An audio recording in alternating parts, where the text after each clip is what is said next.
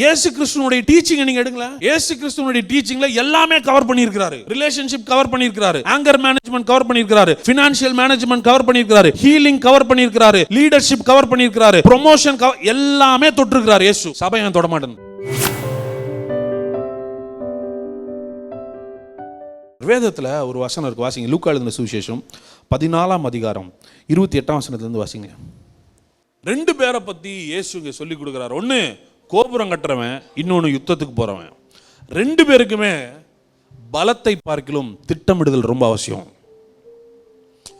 It is not about how strong you are. நீ எவ்வளவு பெரிய ஆள் இல்ல, உனக்கு பேப்பர்ல பிளான் பண்ண பழகிட்டீனா நீ கிரவுண்ட்ல ஜெயிச்சிருவாங்கிறார்.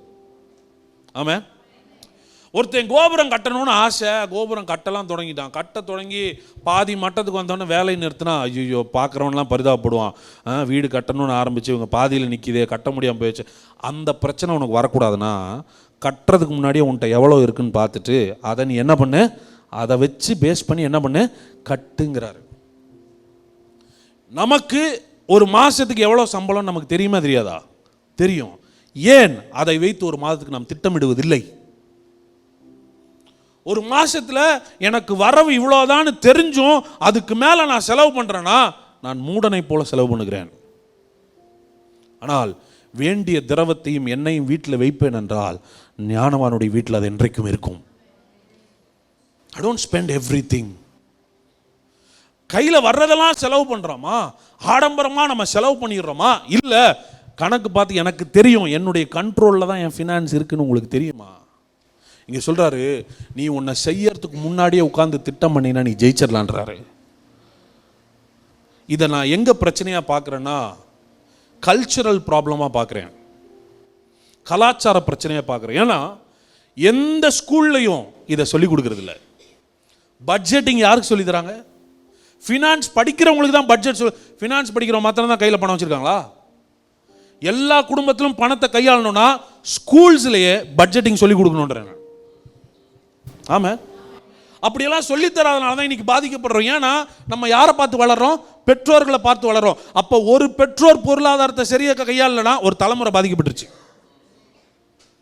ஓகே, பேரண்ட்ஸுக்கு அதனால தான் சொல்கிறேன், நீங்கள் ரொம்ப கவனமாக இருக்கணும். நீங்கள் கவனமாக இருந்தீங்கன்னா அடுத்த தலைமுறை சேஃப். ஃபினான்ஷியல் மேனேஜ்மெண்ட்டில் சொல்கிறேன். See, church has become so spiritual.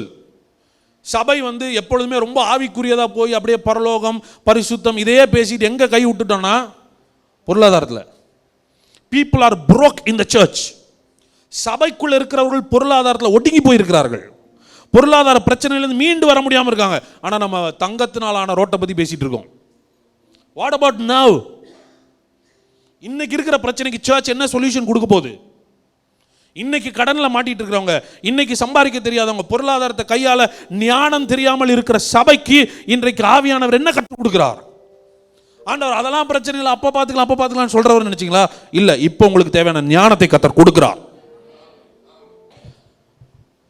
எதை எங்க, அதாவது உலகம் போதிக்குதோ இல்லையோ, சபை இதெல்லாம் போதிக்கணும், இனிமேலாவது போதிக்கணும். இயேசு கிறிஸ்துனுடைய டீச்சிங் நீங்க எடுங்களேன். இயேசு கிறிஸ்துனுடைய டீச்சிங்ல எல்லாமே கவர் பண்ணியிருக்கிறாரு. ரிலேஷன்ஷிப் கவர் பண்ணியிருக்கிறாரு, ஆங்கர் மேனேஜ்மெண்ட் கவர் பண்ணியிருக்கிறாரு, ஃபினான்ஷியல் மேனேஜ்மெண்ட் கவர் பண்ணியிருக்கிறாரு, ஹீலிங் கவர் பண்ணியிருக்கிறாரு, லீடர்ஷிப் கவர் பண்ணியிருக்கிறாரு, ப்ரொமோஷன் எல்லாமே தொட்டிருக்கிறார் இயேசு. சபை ஏன் தொட மாட்டேங்குது? சபை ஏன் தெரியல? ஒருத்தங்க பிரதர் கடனில் ரொம்ப கஷ்டப்படுறா, சரி ஜோம் பண்ண கடன் அடைன்னு யார் சொன்னா? ஜோம் பண்ணா கடன் அடைனா வாங்க எல்லாரும் 40 நாள் ஜோம் பண்ணலாம். இன்றைக்கு ஜெபத்தை நம்ம எக்ஸ்கியூஸா யூஸ் பண்ணிக்கிறோம். ரைட்? செய்ய வேண்டியதை செய்யாமல் ஞானமாய் நடக்காமல் ஜெபம் நமக்கு எக்ஸ்கியூஸ் ஆயிருச்சு. No, you have to plan your finance. மிரட்டுற மாதிரி இருக்கா? இல்லை, உணர்ச்சி வசப்பட்டு தான் பேசுகிறேன் நான். பொருளாதாரத்தில் நீங்களாம் விடுதலையாக இருக்கணும்னு கர்த்தர் விரும்புகிறாரு. விரும்பணும்னா அதற்கான ஞானத்தை கர்த்தர் கொடுக்குறாரு. அட்லீஸ்ட் நவ், அடுத்த மாதத்துலேருந்து ஒரு ஃபினான்ஷியல் இயர் தொடங்குது, பிளான் பண்ணுங்க. ஏப்ரல் மாதத்துலேருந்து ஒரு கணக்கு ஆண்டு தொடங்குது. இனிமே என் வாழ்க்கையில் இப்படி தான் இருக்க போது, நான் திட்டமிட்டு வாழ போகிறேன், பிளான் பண்ணுங்க. நான் சொல்லிட்டுங்களா, ரொம்ப நாள் கிடையாது, சீக்கிரத்தில் நீங்கள் விடுதலை ஆயிருவீங்க, சீக்கிரத்தில் நீங்கள் ஃப்ரீ ஆயிருவீங்க. அதுக்கப்புறம் கஷ்டப்படாமல் உங்கள் கையில் காசு இருக்கும். கஷ்டப்படாமல் கையில் காசு இருக்கும்.